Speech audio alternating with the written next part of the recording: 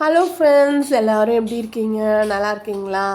இந்த வீடியோவில் நம்ம என்ன பார்க்க போகிறோன்னா, மாங்காய் வச்சு பச்சடி தாங்க செய்ய போகிறோம். மாங்காய் பச்சடி எப்படி செய்கிறது வாங்க பார்க்கலாமா? ஒரு சிம்பிள் ரெசிபிங்க. இது நிறைய பேருக்கு தெரியும், தெரியாதவங்களுக்காக இந்த வீடியோ. கண்டிப்பாக எல்லாரும் பிகினர்ஸ் கூட செய்யலாம். ரொம்ப ஈஸியான ரெசிபி. எப்படி செய்கிறதுன்னு வாங்க பார்க்கலாமா? ஒரு கடாயில் எண்ணெய் ஊற்றிட்டு எண்ணெய் நல்லா சூடானதுக்கப்புறமா கடுகு ஆட் பண்ணிக்கிறோம். கடுகு ஆட் பண்ணிவிட்டு ஒரு 4 காஞ்ச மிளகாயை கிள்ளி வச்சுக்கோங்க. இந்த கடுகு நல்லா பொரிஞ்சு வந்ததுக்கப்புறம் இந்த 4 காஞ்ச மிளகாய் கிள்ளி வச்சுருக்கோம் இல்லையா, அதை போட்டுட்டு அது கூடயே பார்த்திங்கன்னா ஒரு கைப்பிடி அளவு கருவேப்பிலை போட்டுக்கோங்க. கருவேப்பிலை நல்லா போடுங்க, நிறைய போட்டு நல்லா வாசனையாக ஃப்ளேவர் நல்லாயிருக்கும். ஒரு கைப்பிடி அளவு கருவேப்பிலை போட்டுட்டு அதுக்கப்புறம் பார்த்திங்கன்னா மாங்காயை கொட்டையெல்லாம் எடுத்துகிட்டு தோல் சீவிட்டு குட்டி குட்டியாக சாப் பண்ணி வச்சுட்டு போட்டுக்கோங்க. இது கூட போட்டுட்டு நல்லா இந்த எண்ணெய் கருவேப்பிலை கூட நல்லா மாங்காவை கிளறி விட்டுருங்க.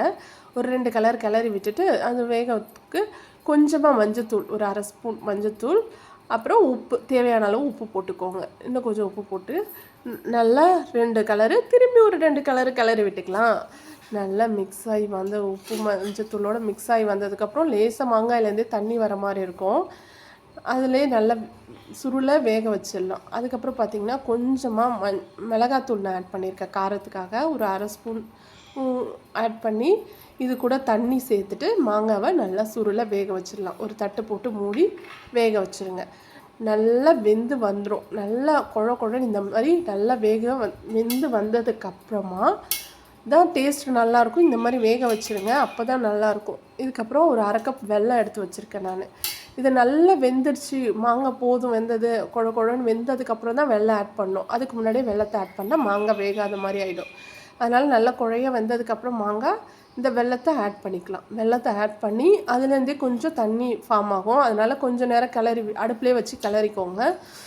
வெல்லமும் நல்லா கரைஞ்சிடும். அதுக்கப்புறம் மாங்காவோட இந்த டேஸ்ட்டு நல்லா ஊறி வந்துடும். அதுக்கப்புறம் ஒரு 2 நிமிஷம் கிளறி விட்டு அடுப்பு ஆஃப் பண்ணி சர்வ் பண்ணிங்கன்னா அவ்வளோ டேஸ்டான மாங்காய் பச்சடி தயாராகிடுச்சு.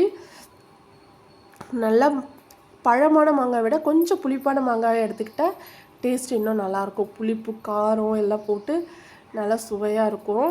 இந்த மாங்காய் பச்சடி நீங்களும் செஞ்சு பாருங்கள், எப்படி இருந்ததுன்னு கமெண்டில் சொல்லுங்கள். எவ்வளோ டேஸ்ட்டாக ரெடி ஆகிடுச்சு பார்த்திங்களா? கொதிக்க இப்போ என்னோடய பையன் டேஸ்ட் பண்ணுறப்பல அவருக்கு ரொம்ப பிடிக்கும் அந்த மாங்காய் பச்சடி. நான் தான் அவ்வளோவா கொடுக்கறதில்ல.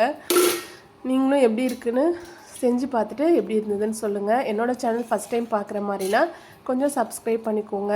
இந்த ரெசிபி உங்களுக்கு பிடிச்சிருந்துச்சுன்னா ஒரு லைக் தட்டி விட்டு போங்க.